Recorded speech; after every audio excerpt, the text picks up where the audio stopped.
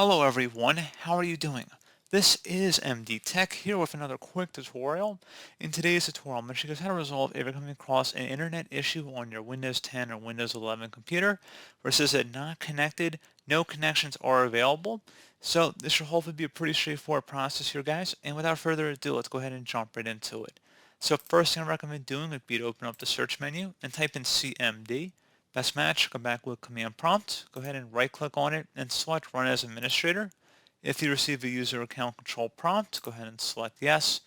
And now into this elevated command line window, go ahead and type in ipconfig space /flush DNS. Flush DNS should all be one word attached to that / out front.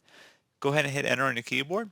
Should come back with Windows IP configuration successfully flush the DNS resolver cache. Now you want to go ahead and type in netsh space winsock, winsock space reset.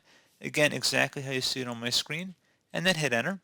Should come back with successfully reset the winsock catalog. You must restart the computer in order to complete the reset. Proceed to close out of here and then restart your device.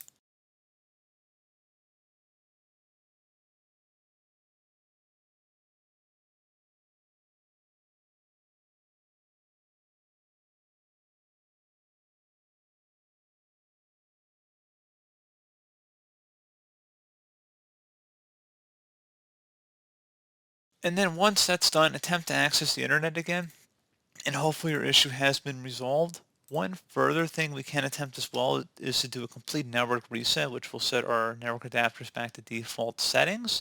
And if you're using a Wi-Fi connection, you're going to have to get your Wi-Fi credentials before you proceed, because if once we're done, you're going to restart your computer, and you will need to enter back in those Wi-Fi credentials if you want to get back online. So with that in mind, let's go ahead and jump right into it. So open up the search menu and type in settings. Best result should come back with settings. Go ahead and open that up. Select network and internet on the left side, and then on the right side you want to scroll down and select advanced network settings. And then we're underneath more settings, network reset, reset all network adapters to factory settings. Go ahead and left click on that. So this will remove and reinstall all of your network adapters and set other networking components back to their original settings.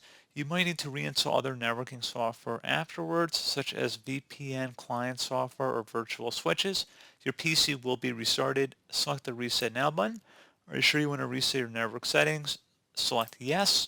And now you will need to sign and close out of all of your open programs and applications and proceed to restart your device.